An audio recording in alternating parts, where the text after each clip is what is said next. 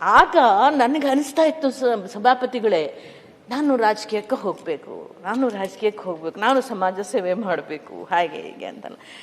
ನಮ್ಮ ಸಮಾಜದ ಸ್ವಾಮೀಜಿಯವರು ದಯಾನಂದ ಪುರಿಗಳು ಕರೆದು ಒಂದು ದಿವಸ ಹೇಳಿದ್ರು, ನಿಂಗೆ ತುಂಬ ಒಳ್ಳೆ ಶಕ್ತಿ ಇದೆಯಮ್ಮ, ತುಂಬ ಒಳ್ಳೆ ಬುದ್ಧಿಶಕ್ತಿ ಇದೆ, ಇನ್ನೊಂದು ಮತ್ತು ನೀನು ಯಾಕೆ ನಮ್ಮ ಸಮುದಾಯದಲ್ಲಿ ಹೋಗಬಾರ್ದು ರಾಜಕೀಯಕ್ಕೆ ಅಂತ ಪ್ರೇರಣೆ ಸಿಕ್ತು. ನೀವು ಕೇಳಿದ್ದಕ್ಕೆ ಹೇಳ್ತಾ ಇದ್ದೀನಿ. ಸಿಕ್ಕಾಗ ಆಗ ನಾನು 1984 ರಾಮಲಿಂಗಾರೆಡ್ಡಿ ಅವರ ಶಾಸಕ ಸ್ಥಾನಕ್ಕೆ ನಮ್ಮ ಕ್ಷೇತ್ರದಲ್ಲಿ ನಾನು ಪ್ರಚಾರಕ್ಕೆ ಹೋಗಿದ್ದೆ. ಅನುಭವ ನಟಿಯಾದಾಗ ಪಿಕ್ಚರಲ್ಲಿ ಹೆಸರು ಬಂದಿದ್ದಾಗ ಅವ್ರ ಪ್ರಚಾರಕ್ಕೆಲ್ಲ ಹೋಗ್ತಿದ್ದೆ.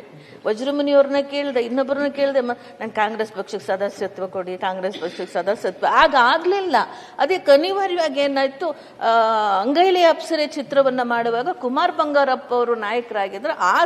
ನಾನು ಕೇಳ್ಕೊಂಡೆ, ನನಗೆ ರಾಜಕೀಯಕ್ಕೆ ಬರಬೇಕು ಅಂತೀನಿ, ಯಾವ್ದನ್ನ ಪಕ್ಷಕ್ಕೆ ತಗೊಳಕ್ಕೆ ಹೇಳಿ. ಅವರು ಇನ್ನೂ ಮುಖ್ಯಮಂತ್ರಿ ಆಗಿದ್ರು, ಕಾಂಗ್ರೆಸ್ ಪಕ್ಷಕ್ಕೆ ತಗೊಳಕ್ಕೆ ಹೇಳಿ. ನನ್ನ ಒಂದೆರಡು ದಿವಸ ಸುಮ್ಮನೆ ಇರಮ್ಮ, ನಾನು ಹೇಳ್ತೀನಿ ಅಂತಂದ್ರು ಮಹಾಸಭಾಪತಿಗಳು. ಅದ್ ನೋಡಿದ್ರೆ ನನಗೆ ಅವ್ರು ಮುಖ್ಯಮಂತ್ರಿ ಆದ್ಮೇಲೆ ಅವರೇ ಒಂದು ಪಕ್ಷ ಕಟ್ಟಿದ್ರು, ಆ ಪಕ್ಷದಲ್ಲಿ KCP ನನ್ನ ತಗೊಂಡ್ಬಿಟ್ರು. ಒಂದು ನಿಮಿಷ, ನಾನು ಸಭಾಪತಿ, ಮಹಾಸಭಾಪತಿ ಅಲ್ಲ, ಸಭಾಪತಿ ಮಹಾಸಭಾಪತಿಗಳಂತಲೂ ಸಂಬೋಧನೆ ಮಾಡೋದು ಅದು ಕೂಡ ಒಂದು ಒಳ್ಳೆಯ ಸಂಬೋಧನೆನೆ, ಅದೇನು ತಪ್ಪಲ್ಲ, ಗೌರವಾರ್ಥವಾಗಿ. ಸೊ ಹಾಗಾಗಿ ಬಂದೆ. ತೆಂಗಿನ ಮರ ಗುರ್ತು, ಮೊದಲನೇ ಚುನಾವಣೆ ಹುಬ್ಬಳ್ಳಿ ರೂರಲ್, ನನ್ನ ಮೊದಲನೆಯ ನೇರ ಚುನಾವಣೆ ಅಸೆಂಬ್ಲಿಗೆ ತಾವು ಹೇಳ್ದ ಹಾಗೆ ಬಂದೆ. ಇವನ್ನೆಲ್ಲ ಭೇಟಿ ಮಾಡಿದೆ. ಏನೂ ಗೊತ್ತಿಲ್ಲ, ಹುಂಬುತನ. ನನ್ನ ಮಗ ಇಲ್ಲೇ ಇದೆ, ನನ್ನ ಮಗ ಬಂದಿದ್ದಾನೆ, ನನ್ನ ಸೊಸೆ, ನನ್ನ ಮಗಳು, ನನ್ನ ಅಳಿಯ ಇಲ್ಲಿ ಬಂದಿದ್ದಾರೆ, ನನ್ನ ಮಗ ವಿಜಯ್ ಕುಮಾರ್ ನನ್ನ ಜೊತೆನಲ್ಲಿ ಒಂದು ಸೂಟ್ ಕೇಸ್ ಇಟ್ಕೊಂಡು ಹೋದ್ವಪ್ಪ. ಒಡವೆ ಒತ್ತೆ ಇಟ್ಟು 75,000 ತಗೊಂಡು ಹೋದ್ರೆ ಅಲ್ಲಿ ನೋಡಿದ್ರೆ ರಿಸಲ್ಟ್ ಬಂತು. ಈಗಲೂ ಅಂತಾರೆ ಅಲ್ಲಿ ನಾನು ನಿಂತಿದ್ದು ಯಾರ ವಿರುದ್ಧ? ಜಗದೀಶ್ ಶೆಟ್ಟರ್, ಬಸವರಾಜ ಬೊಮ್ಮಾಯಿ, ಮತ್ತೆ ಇನ್ನೊಬ್ಬರಿದ್ರು, ಬಸವರಾಜ ಬೊಮ್ಮಾಯಿ ಹೇಳಿದ್ನಲ್ಲ, ಪಪ್ಪಿರಾಯನಗೌಡ ನಕ್ಷತ್ರ. ನಿಂತೆ 4,000 ಓಟ್ ತಗೊಂಡ್ಬಿಟ್ಟೆ ನಾನು ಅವತ್ತು. ಎಂತ ದೊಡ್ಡಲ್ಲ. ಯಾವ ಕ್ಷೇತ್ರ? ಹುಬ್ಬಳ್ಳಿ ರೂರಲ್. ನನ್ನ ಬದುಕು ಸ್ಟಾರ್ಟ್ ಆಗಿದ್ದೆ ರಾಜಕೀಯದಲ್ಲಿ ಚುನಾವಣೆ ಅಂದ್ರೆ ನನ್ನ ಉತ್ತರ ಕರ್ನಾಟಕದ ಭೂಮಿಯಿಂದನೇ. ನನ್ನ ಉತ್ತರ ಕರ್ನಾಟಕದ ಭೂಮಿಯಿಂದ ಶುರುವಾಯಿತು. ನಾನು ಸೋತೆ, ಜಗದೀಶ್ ಶೆಟ್ಟರ್ ಮುಖ್ಯಮಂತ್ರಿ ಆದರು, ಬಸವರಾಜ ಬೊಮ್ಮಾಯಿ ಅವರು ಮುಖ್ಯಮಂತ್ರಿ ಆದರು, ನಾನಿವತ್ತು ಉಪಸಭಾಪತಿಯಾಗಿ. ಎಂಥ ಆಶೀರ್ವಾದ ಭಗವಂತನದು. ಹಾಗೆ ರಾಜಕಾರಣದಲ್ಲಿ ಕಾಂಗ್ರೆಸ್ ಪಕ್ಷ ನನಗೆ ಕೊಟ್ಟಂತಹ ಶಕ್ತಿ ಇದೆಯಲ್ಲ, ಅದೇ ನನ್ನ ಕಲಾವಿದ್ಯೆಗೆ ನೀವೆಲ್ಲರೂ ಆಶೀರ್ವದಿಸಿ ಬೆಳೆಸಿದ್ರಿ. ರಾಜ್ಯದ ಜನತೆ, ನಮ್ಮ ಪ್ರೊಡ್ಯೂಸರ್ಗಳು, ನಿರ್ದೇಶಕರು ಬೆಳೆಸಿದ್ದಾರೆ. ನನಗೆ ಸಿಕ್ಕ ಅವಕಾಶಗಳನ್ನ ಸದುಪಯೋಗ ಮಾಡ್ಕೊಂಡು ಅಲ್ಲೂ ಬೆಳೆದೆ. ಆದರೆ ನನ್ನ ಕಾಂಗ್ರೆಸ್ ಪಕ್ಷದ ಸಿದ್ಧಾಂತ, ಬದ್ಧತೆ, ಆ ಒಂದು ಕಾರ್ಯಕ್ರಮ ಮಾಡ್ತಕ್ಕಂಥದ್ದು, ಕೆಲಸ ಮಾಡೋ ರೀತಿ ನೀತಿ, ಜನಪರವಾಗಿ ಹೇಗಿರಬೇಕು ಅನ್ನೋದನ್ನೆಲ್ಲ ಕಲಿಸ್ಕೊಟ್ಟಿದ್ದು ನನ್ನ ಕಾಂಗ್ರೆಸ್ ಪಕ್ಷ. ಅವಕಾಶಗಳನ್ನು ಕೊಡ್ತಾ ಹೋಯಿತು, ಮಂತ್ರಿ ಮಾಡ್ತು, ಶಾಸಕರನ್ನ ಮಾಡ್ತು, ಇವತ್ತು ಉಪಸಭಾಪತಿಯನ್ನಾಗೂ ಮಾಡಿದೆ.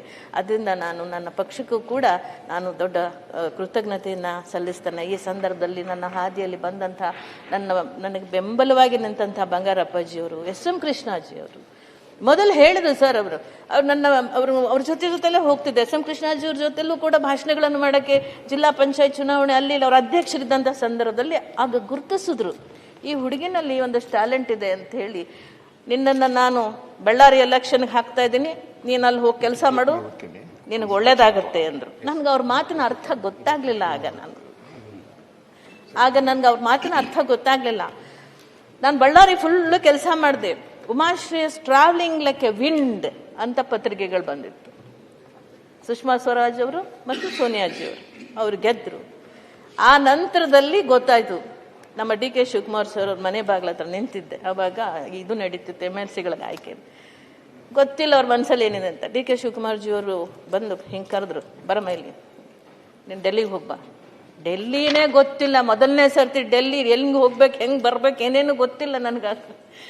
ಎಂದು ಬಹಳಷ್ಟು ಹೋಗಿಲ್ಲ ಬಿಡಿ ಡೆಲ್ಲಿಗೆ. ಎಲ್ಲವೂ ಕೂಡ ನಾವು ಗಣೇಶನಂಗೆ ಇಲ್ಲೇ ನಾವು ನಮ್ಮನ್ನು ಪ್ರೊಟೆಕ್ಟ್ ಮಾಡೋರಿದೆ, ಎಲ್ಲ ಬೆಳೆದಿದ್ದೀವಿ. ಅವತ್ತು ಹೋಗಿ ಆ AICC ಬಾಗ್ಲೂ ಗೊತ್ತಿಲ್ಲ, AICC ಆಫೀಸ್ ಯಾರನ್ನ ಭೇಟಿ ಆಗ್ಬೇಕು ಗೊತ್ತಿಲ್ಲ. ಅಲ್ಲಿ ಒಬ್ಬರು ಸಿಕ್ಕರು, ರಂಜಿತ್ ಥಾಮಸ್ ಸಭಾಪತಿಗಳೇ. ಅವ್ರು ಸಿಕ್ಕರೆ, ಮೇಡಮ್ ಇವ್ ಕಮ್ ಹಿಯರ್ ಅಂದರು. ಸರ್, ಯು ಆರ್ ಕರ್ನಾಟಕ ಅಂದರು. ಹೌದು ಸರ್ ಅಂದರು. ರೇ ನಾನು ಕನ್ನಡ ಮಾತಾಡ್ತೀನಿ ರೀ ಮಾತಾಡ್ರಿ ಅಂದರು. ಕನ್ನಡ ಮಾತಾಡೋದು ಅವ್ರು ಕೇರಳದಿಂದ ಬಂದಂಥವ್ರು. ಆನಂತರ ನೀವು ಬಳ್ಳಾರಿ ಎಲೆಕ್ಷನಲ್ಲಿ, ಹೌದು ಸರ್ ನಾನೇ ಕರ್ಕೊಂಡು ಹೋಗಿ ಅವ್ರ ಆಫೀಸಲ್ಲಿ ಕೂರಿಸಿ ಕಾಫಿ ಕುಡಿಸಿ, ಅವರು ಅವತ್ತು ಹಿಮಾಚಲ ಪ್ರದೇಶದವರು ಮಹಿಳಾ ಅಧ್ಯಕ್ಷರಾಗಿದ್ರು. ಅದು ಮಹಿಳಾ ಇಲ್ಲ ಮಹಿಳಾ ಅಧ್ಯಕ್ಷರು ಸರ್. ಅವ್ರಿಗೆ ಕರ್ಕೊಂಡೋಗಿ ನೋಡ್ರಿ ಇದೇ ಹೆಣ್ಮಕ್ಳು ಮೊನ್ನೆ ಚುನಾವಣೆಯಲ್ಲಿ ನಮ್ಗೆ ಜೊತೆ ಕೆಲಸ ಠಾಕೂರ್ ಅಂತ ಇಲ್ಲ ಇನ್ನೊಂದೇನೋ ಹೆಸರಿದೆ ಸರ್. ಸೊ ಅವರು ಬಹಳ ದೊಡ್ಡ ಕಣ್ಣುಗಳಿಂದ ಆಯಮ್ಮನ್ನು ಕರ್ಕೊಂಡ್ರು, ಎಲ್ಲರಿಗೂ ಪರಿಚಯ. ನನಗೇನು ಗಾಬರಿ ಏನಪ್ಪ ಇಷ್ಟೆಲ್ಲ ಆಗ್ತಾ ಇದೆ ಅಂತ ಅಂದ್ಬಿಟ್ಟು ಎಲ್ಲರಿಗೂ ಪರಿಚಯ ಮಾಡಿಸಿದ್ರಲ್ಲ. ಏನಕ್ಕೆ ಬಂದೆ, ಈ ಥರ ಕಲಿಸಿದ್ದಾರೆ, ಈ ಥರ ಕೇಳ್ಕೊಂಬ ಅಂತ. ಮೇಡಮ್ ಅವ್ರನ್ನ ಭೇಟಿ ಆಗ್ಬಿಟ್ಬ. ಎಲ್ಲಿಗೆ ನಮ್ಗೆ ಈಗಲೇ ನಮ್ಗಳು ಭೇಟಿ ಆಗೋದು ಎಷ್ಟೋ ಕಷ್ಟ ಇರೋವಾಗ ಆ ಕಾಲದಲ್ಲಿ ಹೆಂಗೆ ಭೇಟಿ ಆಗ್ಬೇಕು ನಾನು. ಅವರೆಲ್ಲ ನನಗೆ ತಕ್ಷಣ ಒಂದು ಲೆಟ್ರ್ ಹಾಕಿ ಫ್ಯಾಕ್ಸ್ ಮಧ್ಯೆ ನಾವು ಕಳಿಸ್ತಾರಲ್ಲ, ಫ್ಯಾಕ್ಸ್ ಏನೋ ಅವಾಗ ಕಳಿಸಿದ್ರು ಸರ್. ನೀವು ನಂಬಲ್ಲ, ವಿದಿನ್ 1 hour ಸೋನಿಯಾಜಿಯವ್ರು ಮನೆಗೆ ಕರೆಸ್ಕೊಂಡು ಮಾತಾಡ್ಸಿದ್ರು, ಕಳಿಸಿದ್ರು. ಅಲ್ಲಿಂದ ಬರೋ ಅಷ್ಟರಲ್ಲಿ ನನಗೆ MLC ಅನೌನ್ಸ್ ಆಗಿತ್ತು. ಹಾಗೆ ನನಗೆ ಅತ್ಯಂತ ಗೌರವವನ್ನು ಕೊಟ್ಟು ನನ್ನ ಪಕ್ಷ ಅವತ್ತಿನ ಕಾಲದಿಂದ ಇವತ್ತಿನ ಕಾಲದಲ್ಲೂ ನಡೆಸ್ಕೊಂಡಿದ್ದಾರೆ. ಹೆಚ್ಚಿನ ವಿಡಿಯೋಗಳಿಗೆ ಪ್ರತಿಧ್ವನಿ ಯೂಟ್ಯೂಬ್ ಚಾನೆಲ್ ಸಬ್ಸ್ಕ್ರೈಬ್ ಮಾಡಿ, ಬೆಲ್ ಐಕಾನ್ ಕ್ಲಿಕ್ ಮಾಡಿ.